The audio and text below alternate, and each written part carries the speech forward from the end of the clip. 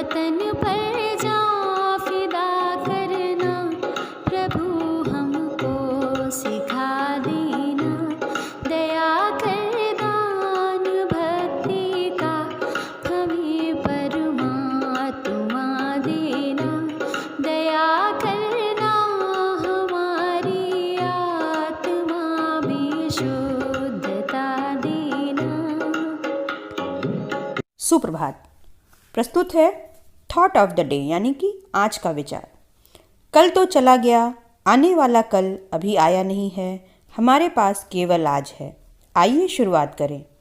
Yesterday is gone, tomorrow has not yet come, we have only today, let us begin. ये विचार हैं mother Teresa जी के। जो समय बीत गया उसके बारे में सोचने या पछताने से क्या फ़ायदा।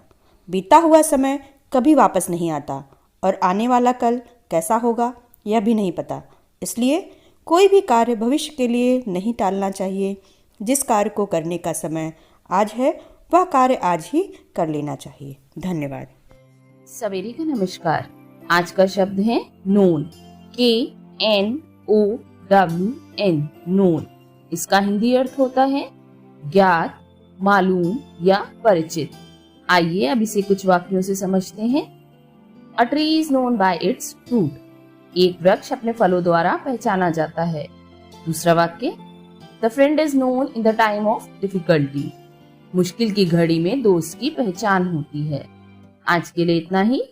धन्यवाद। बच्चों, मैं सोनम आपके लिए लेकर आई हूँ आज की पहेली। मैं गोल गोल, मैं पीला पीला, दूसरों की थाली में मैं लगता बड़ा। आज हमें ऐसी चीज़ ढूंढनी है जो गोल गोल है और उसका रंग पीला है और हमें वह दूसरों की थाली में हमेशा बड़ी लगती है। सोचो बच्चों, शाबाश। उत्तर है लड्डू। लड्डू होता है गोल गोल और इसका रंग पीला होता है। बहुत अच्छे। सुप्रभात। आज का इतिहास। 1930 में आज ही के दिन रविंद्रनाथ टैगोर ने साबरमती आश्रम की यात्रा की। 2003 में आज ही के दिन हिंदी भाषा के प्रसिद्ध लेखक हरिवंश राय बच्चन का निधन हुआ। बच्चन का काव्य संग्रह मधुशाला वर्ष 1935 में प्रकाशित हुआ। यह कृति बेहद लोकप्रिय हुई। वर्ष 1968 में हरिवंश राय बच्चन को साहित्य अकादमी पुरस्कार और वर्ष 1976 में पद्म भूषण पुरस्कार सहित कई अन्य पुरस्कारों से भी नवाजा गया। धन्यवाद। Good morning everyone. आज का विशेष। आज के विशेष में हम साबरमती आश्रम के बारे में जानेंगे। साबरमती आश्रम गुजरात राज्य के अहमदाबाद जिले के समीप साबरमती नदी के किनारे स्थित है। महात्मा गांधी जी ने सत्याग्रह आश्रम की स्थापना अहमदाबाद के कोचरब नामक स्थान पर की थी। सन 1917 में यह आश्रम साबरमती नदी के किनारे वर्तमान स्थान पर स्थानांतरित हुआ और तब से यह साबरमती आश्रम कहलाने लगा। धन्यवाद। नमस्कार। प्रस्तुत है आज की प्रश्नोत्तरी। बिहार का शोक कोसी नदी, लंबाई 260 किलोमीटर, नेपाल में हिमालय से निकलकर कुर्सेला के पास गंगा में मिलती है। बंगाल का शोक दामोदर नदी, लंबाई 592 किलोमीटर, झारखंड के छोटा नागपुर से निकलकर हुगली नदी में मिलती है। मध्य प्रदेश का वरदान नर्मदा नदी, लंबाई 1312 किलोमीटर। नर्मदा नदी को मध्य प्रदेश की जीवन रेखा भी कहते हैं। यह अमरकंटक शिखर से निकलकर खंबात की खाड़ी में गिरती है। दक्षिण भारत की सबसे लंबी नदी गोदावरी, लंबाई 1465 किलोमीटर। त्र्यंबकेश्वर महाराष्ट्र से निकलकर बंगाल की खाड़ी तक। उत्तर भारत की सबसे लंबी नदी गंगा नदी, लंबाई 2525 किलोमीटर, भारत में 2071 किलोमीटर, बाकी बांग्लादेश में। गंगा नदी गंगोत्री से निकलकर बंगाल की खाड़ी में गिरती है। धन्यवाद। गुड मॉर्निंग बच्चों। आज हम चंदा मामा को गाना गाकर अपने पास बुलाएंगे। तो आइए गाइए मेरे साथ। चंदा मामा नीचे आजा, चंदा मामा नीचे आजा, दूध मलाई आके खा जा, दूध मलाई आके खा जा। दे चांदी की तुमको थाली, खुद रख लूंगी छोटी प्याली। दे चांदी की तुमको थाली, खुद रख लूंगी छोटी प्याली। दूध मलाई आके खा जा, चंदा मामा नीचे आजा, चंदा मामा नीचे आजा। Have a good day, thank you. नमस्कार। आज की कहानी इनाम। एक भिखारी को बाजार में चमड़े का एक बटुआ पड़ा मिला। उसने बटुए को खोलकर देखा, बटुए में सोने की 100 असरफियाँ थीं।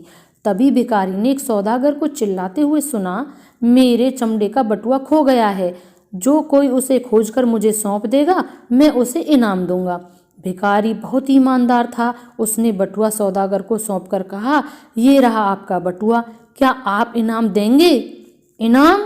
सौदागर ने अपने सिक्के गिनते हुए कहा, इस बटुए में तो 200 असरफियाँ थीं, तुम आधी रकम चुरा ली तुमने, अब इनाम मांगते हो? दफा हो जाओ, वरना मैं सिपाहियों को बुला लूंगा। इतनी ईमानदारी देखने के बाद भी व्यर्थ का दोषारोपण भिखारी से सहन नहीं हुआ। वह बोला, मैंने कुछ नहीं चुराया है, मैं अदालत जाने के लिए भी तैयार हूँ, मैं एक ईमानदार व्यक्ति हूँ। अदालत में काजी ने बड़े इत्मीनान से दोनों की बातें सुनी और कहा, मुझे तुम दोनों पर यकीन है, मैं इंसाफ करूँगा। सौदागर, तुम कहते हो कि तुम्हारे बटुए में 200 असरफियाँ थीं, लेकिन भिखारी को मिले बटुए में सिर्फ 100 असरफियाँ ही हैं। इसका मतलब यह है कि यह बटुआ तुम्हारा नहीं है। चूँकि भिखारी को मिले बटुए का कोई दावेदार नहीं है, इसलिए मैं आधी रकम शहर के खजाने में जमा करने और बाकी भिखारी को इनाम में देने का हुक्म देता हूँ। बेईमान सौदागर हाथ मलता रह गया। अब वह चाहकर भी अपने बटुए को अपना नहीं कह सकता था, क्योंकि ऐसा करने पर उसे कड़ी सजा हो जाती। इंसाफ पसंद काजी की वजह से भिखारी को अपनी ईमानदारी का अच्छा इनाम मिल गया। तो बच्चों, हमें क्या शिक्षा मिलती है कि ईमानदारी ही सबसे बड़ा इनाम है और ईमानदार रहना चाहिए। धन्यवाद। नमस्कार, मैं प्रेम वर्मा। आज मोटिवेट योर सेल्फ का विषय है प्रार्थना सभा के गीत। ये कोरोना काल से पूर्व का अनुभव है। कक्षा में जिस दिन बच्चों का पढ़ने का मूड नहीं होता, उस दिन हम उन्हें प्रार्थना सभा में गाने के लिए एक नया गीत सिखा देते। ऐसा करते करते हमारे छात्रों के पास अनेक भाषाओं में विभिन्न प्रकार के गीतों का एक विशाल संग्रह बन गया, जिन्हें वह हर दिन बदल बदल कर गाते। किसी भी गीत का अभ्यास करने के लिए सबसे पहले हम उस गीत को मोबाइल पर दिखाया सुना देते, फिर हम उसे बोर्ड पर लिख देते और एक एक लाइन को गाने का अभ्यास करते। पहली लाइन पहले हम गाते, बच्चे हमारे पीछे, फिर पहली लाइन वो ठीक से गाने लगते तो फिर हम और बच्चे साथ साथ, फिर बच्चे अकेले गाते, फिर अगली लाइन के साथ यही प्रक्रिया अपनाते। जब बच्चे दोनों लाइन भली भांति गा लेते तो पुनः पहली और दूसरी लाइन को एक साथ गाते। पहले हम और बच्चे हमारे पीछे, फिर हम और बच्चे साथ साथ, फिर बच्चे अकेले गाते। इसी तरह क्रम चलता रहता और आधे से 1 घंटे के समय में बच्चे कठिन से कठिन गीत याद कर लेते। जब बच्चे पूरा गीत गाकर सुना देते तब हम उन्हें अपनी नोटबुक में साफ साफ लिखावट में उतारने के लिए कहते। फिर उसी दिन बाकी बच्चों को इकट्ठा करके उस पूरे गीत का अभ्यास करवा देते और उसे अगले दिन की प्रार्थना सभा में शामिल कर देते। इस पूरे संदेश का यही आशय है कि कोई भी लक्ष्य बहुत बड़ा नहीं होता, बस उसके लिए जमकर मेहनत करनी होती है। अगर आपने कुछ करने की ठानी है तो उसे आधा अधूरा नहीं, पूरा करके छोड़ें। धन्यवाद। आपका दिन शुभ हो। आप सभी को संजीव शर्मा का प्रणाम। आप देख रहे हैं प्रेरणा सूची आधारित लर्निंग आउटकम से जुड़ा हुआ कार्यक्रम, जिसमें प्रतिदिन हम किसी एक लर्निंग आउटकम को लेकर गतिविधि का निर्धारण करते हैं। आज हम बात करने वाले हैं प्रेरणा सूची की कक्षा 5 के हिंदी विषय के एलो कोड H516 के बारे में, जिसका विषय है लेखन। और इस एलो कोड में दर्शाया गया है कि 7 से 8 वाक्यों का संदेश छात्र लिख पाता है, लिख सकता है। तो आइए देखते हैं इसके लिए किस प्रकार की गतिविधि हम कर सकते हैं। यहाँ दी गई गतिविधि एक उदाहरण मात्र है। शिक्षक ऐसी ही अन्य गतिविधियाँ अपने शिक्षण योजनाओं के लिए तैयार कर सकते हैं। जब इस एलो कोड के बारे में बात कर रहे हो तो कक्षा में सबसे पहले छात्रों से ये पूछें कि आपका सबसे अच्छा दोस्त कौन सा है। उस दोस्त का नाम अपना कॉपी पर लिख लीजिए। ये आपका दोस्त एक भी हो सकता है और एक से अधिक भी हो सकते हैं।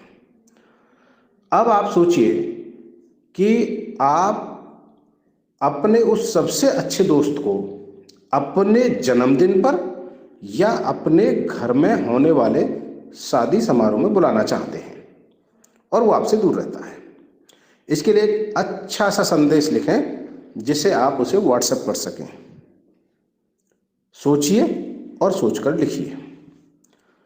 छात्र जब ये संदेश लिख रहे हों तो शिक्षकों को जरूरी है कि आवश्यकता अनुसार संदेश लिखने में मदद अवश्य करें, और यदि हो सके तो आप स्वयं भी एक संदेश लिखकर दिखा सकते हैं। अब जब छात्र सभी संदेश लिख चुके हों तो प्रत्येक छात्र को प्रस्तुति का अवसर दें। प्रस्तुति इस प्रकार से हो कि कक्षा के सभी छात्रों को किसी न किसी प्रकार का अवसर अवश्य मिले। आप देखेंगे कि छात्रों की समझ बन पा रही है। छात्र जब अपने संदेश आपको सुना रहे हों, दिखा रहे हों, तो पूरी गंभीरता के साथ उन संदेशों को सुने और आवश्यकता अनुसार उनमें अपना सहयोग दें और उनको सही करने में छात्रों की मदद करें। छात्रों को लगे कि आप पूरी गंभीरता के साथ उन्हें देख रहे हैं, सुन रहे हैं, और आप देखेंगे कि धीरे धीरे इस प्रकार से छात्रों की एक गहरी समझ संदेश के प्रति बन जाती है। तो कराते रहें इस प्रकार की गतिविधियां और हासिल करें प्रेरणा लक्ष्यों को। हम बनाएंगे प्रेरक प्रदेश उत्तर प्रदेश। जय हिंद, जय शिक्षा।